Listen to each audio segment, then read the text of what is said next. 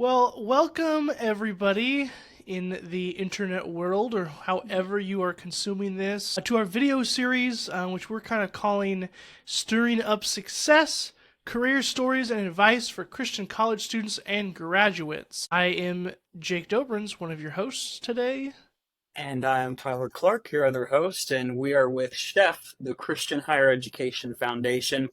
Now, the Christian College Alumni Network feeds into the Chef mission of helping increase access to Christian higher education by merging and engaging alumni networks of Christian colleges to help draw more students to these schools.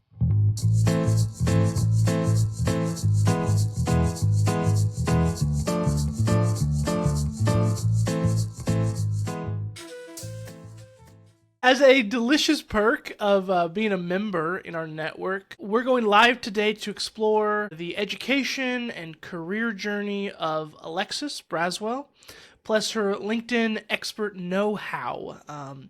Few professionals that I've come in contact with seem to be so intuned in the ways of LinkedIn. Because if you look at her LinkedIn profile, you see all these jobs she got because of LinkedIn. So we want to know all the secrets. Without further ado, I say we should get cooking. All right, Jake, let's get cooking. Let's get cooking. All right. I have mine here too. Okay. She's got her hat. That's good. Beautiful. Well, Alexis, we're glad that you're with us here. Welcome. How you doing? How's it going? How's life? Life is great. I spend a lot of my time chasing my soon-to-be 2-year-old. She turns 2 this coming weeks. Life goes at 7,000 miles an hour nonstop, but we are enjoying every minute of it. So life is good. Yeah. It's outstanding. Sounds like it. Yeah. Yes. Do you want me to just kind of tell you my background? Yeah, go ahead. Tell us. Well, we know you went to some Christian colleges. Yes. Is that right? Tell us Yes. about that. Yeah. And yeah. So I believe we were all in the same class at Oklahoma Christian. I graduated in December of 2018 from Oklahoma Christian University with a degree in secondary English education. And then I attended online with York College, now York University, through their master's program. So I have a Master of Education in Curriculum and Instruction. I taught physically in a classroom for 3.5 years. So since I graduated in December, that's halfway through a school year. And I started teaching at what is called an alternative education environment.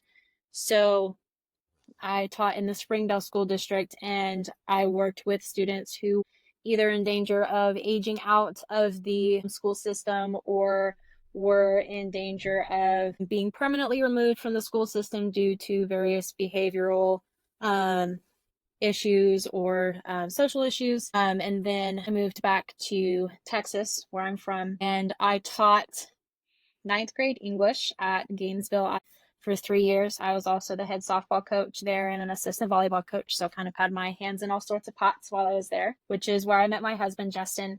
And then he was also a teacher and a coach there as well. So we both decided at the end of our 3rd year there that we wanted to step back the physical classroom of education. So we moved down to Azle, which is right outside of Fort Worth.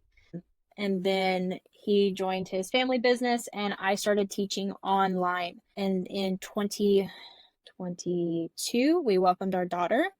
And so we decided together that I was going to stay home with her. So I started teaching online, which I had gotten some experience with, during COVID and all the schools were shut down.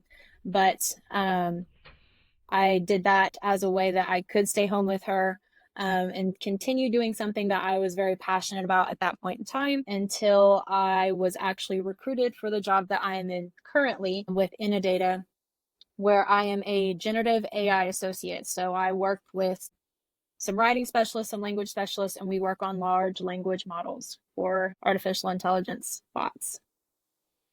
Ending. Thanks for that background. Sweet. Very I'm nice. so grateful to have you here to share about that experience and teach us about AI and LinkedIn tools.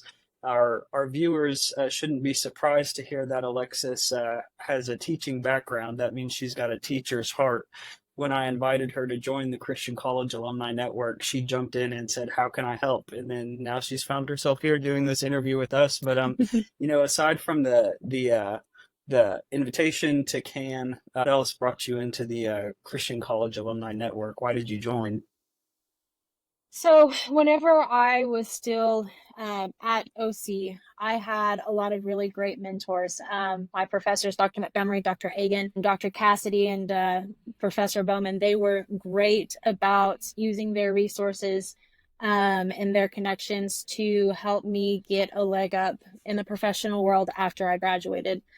And they were also really great about questioning me as to what I wanted my long-term goals to be, what I wanted for myself as a professional. And I think it's important to continue doing that myself, to even if it's just, posting jobs in this group, or if someone has a question about the field that I'm in, whether that's education or the AI side of things, I would love to chat with them and see if that's something that they're even interested in, and just let people know what their options are after graduation.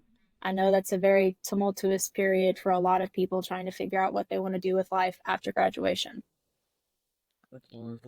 Absolutely, and we really appreciate it. In addition to that teacher's heart, you also have a teacher's voice too. So very good, very soothing, very nice. So Thank you. perfect. um, if we could go back in time a little bit, because you've spent time at two Christian colleges, can you talk a little bit about what was so valuable about that experience? What kind of things did you learn or pick up in that Christian college environment? Right. So I think the biggest thing was probably just the community of people who were of similar backgrounds as you, had the same, not only professional goals, but the same spiritual goals. And so we were able to really lean on each other, especially whenever we were struggling in school. If we were struggling, with something outside of school, we knew, or I knew, that I would always have someone to lean on and someone to talk to. And they would more than likely either have the same experiences as me or have a fresh perspective on something that I hadn't considered. And so I just think the community aspect of that was huge, and the kindness of the people there, and the hearts of the people there. You knew that everyone was going to have your best interest at heart, and I think that was really important. Wow, Oh, absolutely. Yeah, thank you for that. teach Alexis. We need you to teach us. We need you to teach us how to leverage LinkedIn, and then later teach us a little bit about artificial intelligence. So go ahead and tell us. When I was looking at your profile, like Jake said, it was job after job showed Alexis used LinkedIn to get this job. So tell us about that process, please. Right. And I think a lot of it is very similar to what y'all are doing with the Chef Network, and just the making those connections with people, even if you don't necessarily know who they are. And I know that whenever you click on my network, it gives people who might be of similar interests as you or similar backgrounds as you. And so that's always a good place to start. But at the same time, what I found to be really helpful was, especially on the education side of things, and whenever I was still teaching online, I would follow an educator or an educator content creator that was posting links to jobs, just like a whole sheet of job opportunities and where they had found them and what they were looking for. And even if it wasn't necessarily an educational based job, how you could leverage your skills as an educator to move into a different role in a different field. And so I really just had to get outside of my comfort zone and make connections with people that I didn't know who they were. But I saw the things that they were posting, and I thought I could maybe do something like this. Let's see what information, what mentorship they can give me so that I can leverage that and turn that into a job opportunity. While I was teaching online, I also was a freelance curriculum reviewer for a company called ECS Learning Systems, and they work with the state of Texas to write and edit textbooks for schools across the state. I really didn't know anything about that. I had a degree in curriculum and instruction, and I had noticed on there that an alumni of York also worked there. And so I just kind of reached out to them and I said, hey, I wasn't physically at York, but I just completed their online graduate program. I see that you also went there. Is there any insight that you can give me? And For me personally, that was super outside of my comfort zone because I keep to myself. And so something that I really had to understand going through this process was that even though it feels uncomfortable to me right now, in the long run, it's going to pay off. Whenever I would send out those messages, sometimes I wouldn't get a response, and I kind of felt like, um, well, maybe I didn't say something right, or maybe I didn't do something right. And it would take kind of like a hit to my confidence a little bit.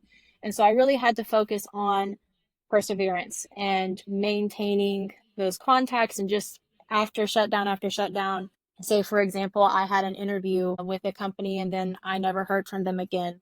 I had to really just, okay, God was closing that door, he's going to open something else for me, right? So the perseverance level to that, I think, is really important, especially in today's age where it feels like we can apply to hundreds of jobs and then not get a response to any of them, right?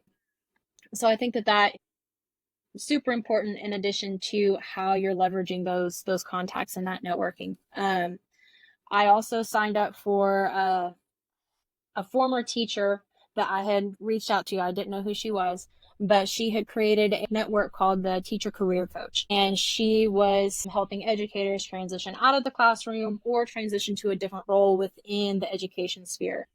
And she would send out a weekly newsletter about, how can you take your skills that are in the classroom that don't seem like they're super applicable to the corporate world and turn them into something that gives you a leg up in those, in a different sphere. So that was Great really helpful resource. as well. Yeah. Yeah. You had touched on something really important to Mm-hmm. the Christian College Alumni Network, which is you were able to leverage those connections at York, and simply having that in common with that professor, she was willing to help you out. Well, one of the ideas behind the Christian College Alumni Network is we all share these Christian colleges in common, in this group in common. And the idea is folks will be more inclined to help you out if you reach out asking for networking help or maybe internship opportunities. So Absolutely. hopefully we can build on this principle and what Right. you have been able to do. Right. Yeah, absolutely. So, Alexis, I heard stuff about, having that confidence, reaching out to different people, a lot of great stuff. So, if somebody just kind of wants to get involved in the LinkedIn game, they want to maybe beef up their profile to land a new job, what kind of advice would you offer them? And maybe more specifically on how they can improve their LinkedIn presence or page. Right. And I think this was also where I struggled at first as well, is you really have to sell yourself. So, we're taught, you need to be humble, you need to, not just be over the top about yourself. But I think especially in the world of LinkedIn is you really have to sell what you're great at and take the things that maybe you need to work on and turn them into something that you're great at. Whenever I first started, I just took a look at how I presented what I did in my jobs and took them from passive voice to active voice, which seems very simple and very just like basic grammatical nonsense. But whenever you say things, well, I assisted in this or I helped do that, it doesn't make it seem like you're taking any initiative and that you are taking any leadership, and that you're just doing something at the behest of someone else.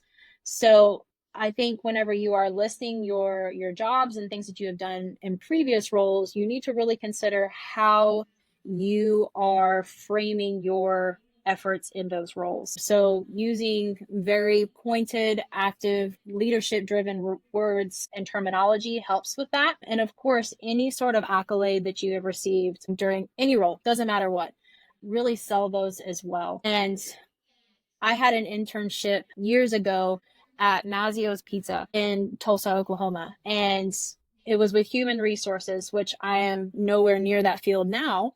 But as a part of that, I had to do a huge presentation based on kind of the things that I had accomplished during that internship. And I still have that on my LinkedIn now because I think that it showcases my, for lack of better words, well-roundedness, my ability to step into different roles and to be successful in those roles. I also have included on there research that I've done in undergraduate and graduate school that I have presented at various conferences. And whenever I first put those on there, I thought to myself, nobody really cares about this.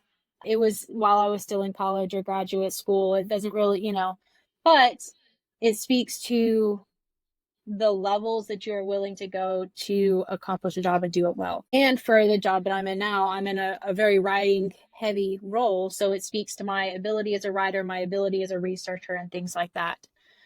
So I think if you're trying to beef up your LinkedIn profile, you really just need to go back and look at the things that you've already done, regardless of the role, and say, how can I make myself look as driven as I possibly can, as much of a leader as I can possibly be, and things like that is really what helped me. So hopefully it helps someone else, but that's just what worked for me. Absolutely. Well, Yeah, I have a that's lot good. of work I need to do on my LinkedIn and with my resumes after learning that from you. Thank you for sharing. You're now in the Absolutely. artificial intelligence space, which we all know has become a Yes. very exciting development, especially over the last few Yes. years.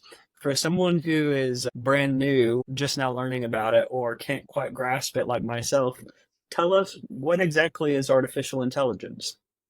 Right. So this is actually a role that I did not see myself in my 5-year plan whenever I graduated college, but it has been a rewarding ride so far. And I know it kind of gets a bad press because, you hear like students are using Chat GPT and stuff in the classroom to forge their papers and stuff like that.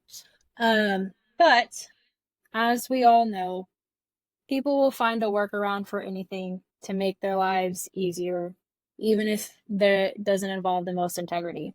So it's important to understand that it is the way that you utilize artificial intelligence that makes it, good or bad or neutral, not artificial intelligence itself that is good or bad or neutral, because it doesn't have a mind of its own. It is in response to a human user and their queries. But some a few things that I think would be really great, are the fact that you can ask an artificial intelligence model to give you all information on the Boston Red Sox from the late 80s to the early 90s. And in the past, where you'd have to sift through all these articles, now artificial intelligence kind of does it for you and then gives you a summarized version of all of those different resources. So thinking back to the educational side of things, if you are doing research for a project or if you are needing to do research even within your job as a professional, you can save countless hours of research by giving an artificial intelligence bot or a model a query and having it do the research for you from a repository of information. Now, there is still, it's a learning process. So you as the human need to verify that information once you received the summarized version. But it's still saving you an enormous amount of time whenever it comes to the research side of things. I can think back just to undergraduate, how many hours and nights that I stayed up, sometimes all night long, which was my own fault because I was a procrastinator at times, doing just hours and hours of research until I thought my eyes were going to fall out of my head. I think back and I think, wow, if I had had this whenever I was in school, it would have saved me so much time because it would have pulled that information for me, given me the important parts or the pertinent parts. And then I could have gone and verified that information and it would have saved me so much time. Another thing is that you can ask a model, hey, what is this video showing? So if someone is, visually impaired, well, in the past, if they have been hearing impaired, we have captions across the screen. So now it's the opposite. So if someone is visually impaired, a model can look at a video or an image and then break down what's happening and then give that to the user in text form. So we've had alt text for a while, but now this includes videos as well. So they can tell you what's happening in real time, which I think is awesome. And if you're interested in learning more about that, I think Meta has a blog that has all sorts of things that they're doing with different AI models and audiovisual stuff. And it's fun to read. And not on the engineering side, so sometimes I get lost in the jargon of the coding side, but I think that it's moving in a really cool direction, and I'm excited to see where it goes in the future. It's outstanding. To a number of our students watching who are maybe wanting to get ahead of the curve on artificial intelligence, but maybe their Mm-hmm. university doesn't have an artificial intelligence degree or certificate, what might be some majors maybe that they could get into teaching apparently went pretty Right. well. It Yes. sounds like, maybe Yes. you could train some models with natural language, but what might be some Yes. other things that our students could get into? Right. So whenever I got this job, on just the job posting on LinkedIn, it welcomed English degrees, philosophy degrees, history degrees, psychology degrees, anything that is language heavy, writing heavy is a good bet. And Mhm. especially for the role that I'm in, one of their huge requirements, as it should be, is that you have a very strong grasp of not only spoken English language, but the nuances that go with writing and the different dialects and regions within the United States and the world as a whole, so that you can train the bot to understand those nuances across, different areas and different regions. So if you are a strong writer and you have a good grasp on cultural nuances, societal nuances, and things like that, you would be successful in a job like this. So, I mean, my degree is teaching and English, and whenever I brought that up, they were like, "Well, that's great. You have a grasp of the writing side, but you also have an understanding of how people learn. So you can use that to train the bot to learn in a similar way that people do, in a similar way as you can for not being a living being." Well, I think that's a wrap on our time, Alexis. We thank you so much for Okay. being here with us and sharing your heart to serve others and teaching us about LinkedIn and AI. And we'd also like to thank our viewers for joining us today. Alexis is a part of the Christian College Alumni Network. If you want to get to know her, ask questions or advice, please join us and send those her way. Absolutely. Thank you both so much. You guys are doing an awesome thing with this. I think it's going to go far. Yeah, I appreciate that. We think so too, obviously. That's why we get on videos and wear chef hats. Um, just again, for everybody watching, your faith and your network are key ingredients in the recipe for restoration. So we invite you to join our group, like Tyler said, tag a friend that could benefit from Alexis's story and LinkedIn tips.